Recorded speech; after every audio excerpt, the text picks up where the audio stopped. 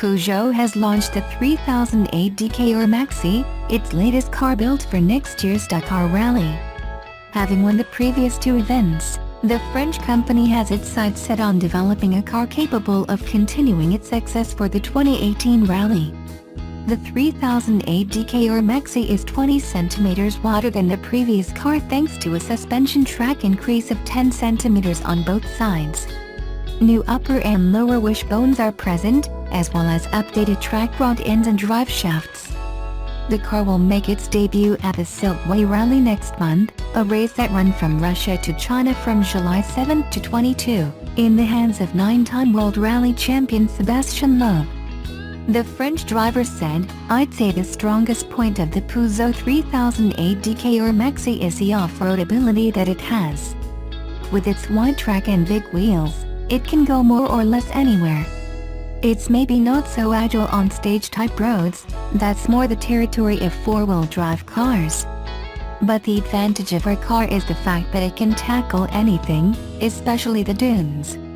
He will be joined by teammates Stefan Peter Hansel and 2016 Silkway Rally winner Cyril Despers, who will both be running in the current specification 3008 DKR, which locked out this year's Dakar Rally podium. Twice World Rally champion Carlos Sainz has also had a hand in developing the 3008 DKR Maxi and will be joining the driver lineup for the Dakar Rally, which takes place next January. Peugeot has a remarkable history in off-road competition, having 3 times created a team that has swept all before it at the highest level. The third triumphant coming of Peugeot has seen it blitzkrieg the Dakar Rally, a grueling 8,000 kilometers.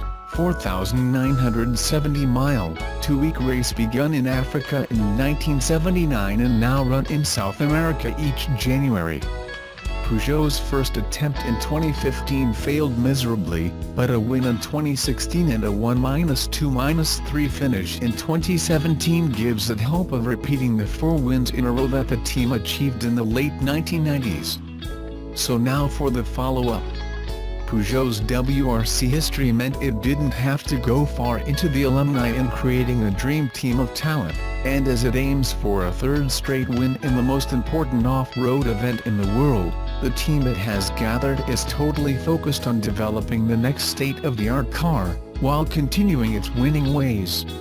Cyril Despers, facing camera above, won the Dakar Rally 5 times on a KTM motorcycle before switching to Peugeot cars in 2015. His finishes since then have been 34th in 2015, 7th in 2016, and 3rd in 2017. He's the underachiever of the 4-man team. Stefan Peter Hansel, standing at right, has won the Dakar Rally a record 13 times, 6 times on a Yamaha motorcycle, 3 in a Mitsubishi, twice in a Mini, and he has taken the last 2 wins in the 2016 and 2017 Dakar Rally.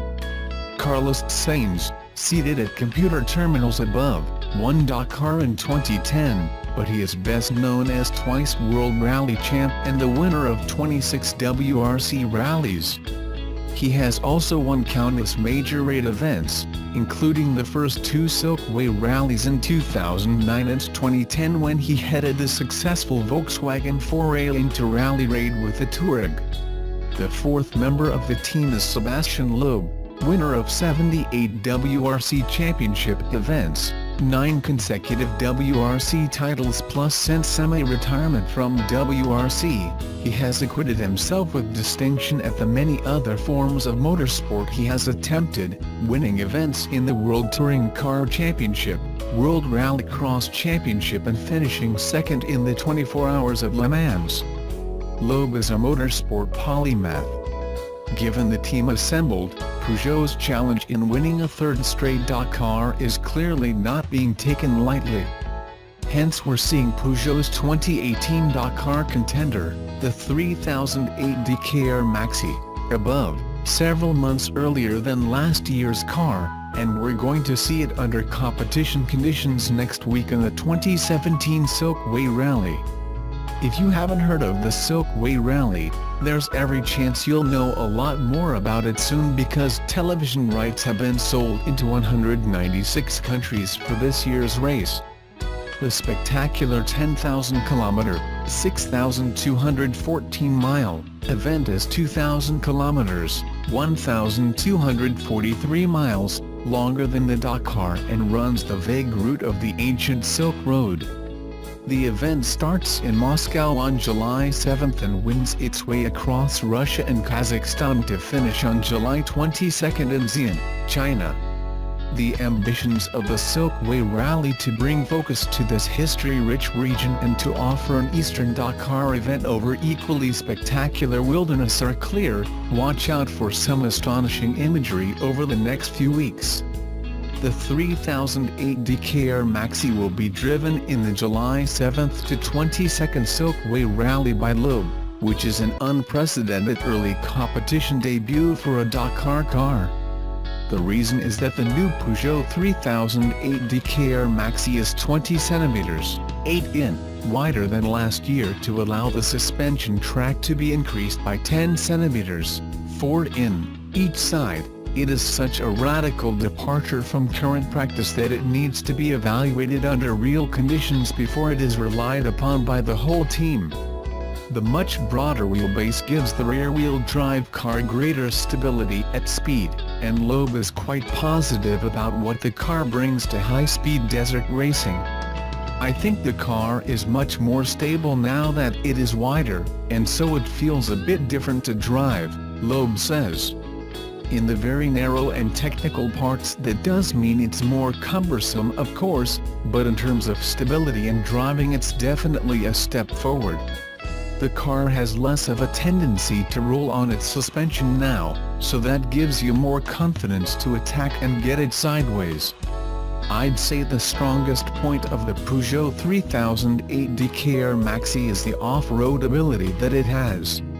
With its wide track and big wheels, it can go more or less anywhere. It's maybe not so agile on stage-type roads, that's more the territory of four-wheel drive cars. But the advantage of our car is the fact that it can tackle anything, especially the dunes.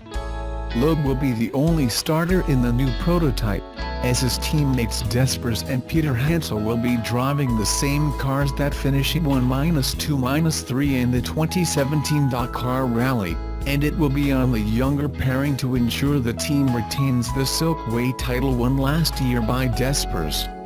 It will also be interesting to see how Loeb fares in the car in comparison to his teammates. Like many gearheads, one of my earliest, formative experiences that established my lifelong fascination with cars involved Ascension 1963 Volkswagen Beetle named Herbie.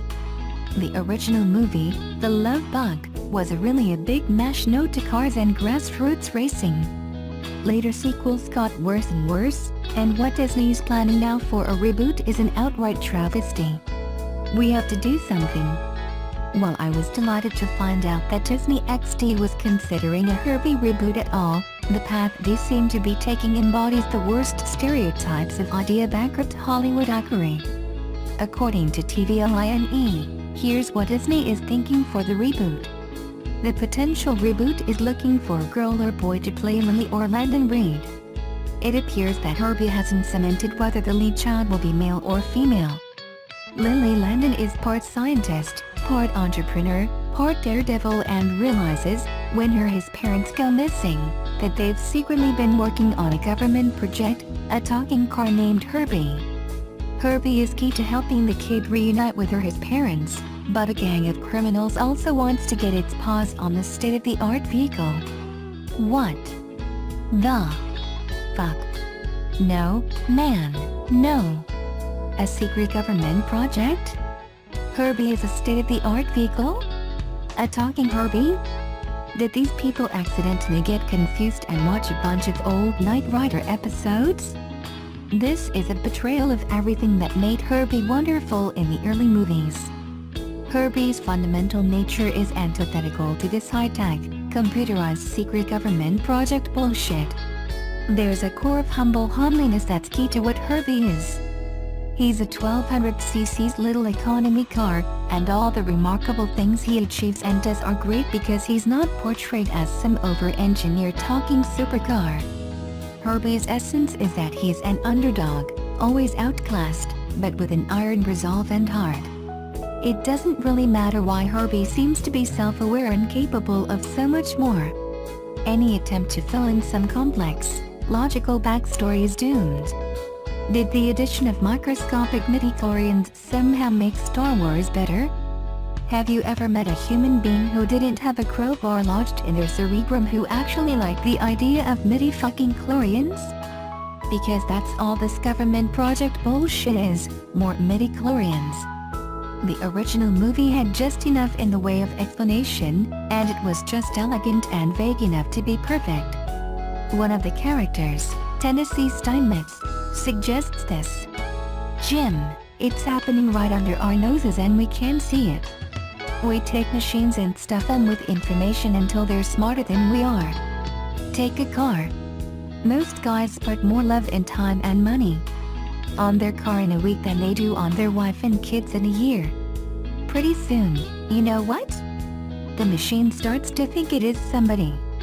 That's plenty. Disney has to respect kids enough to know that they don't always need some overwrought backstory. They don't need a car to talk to understand its intent.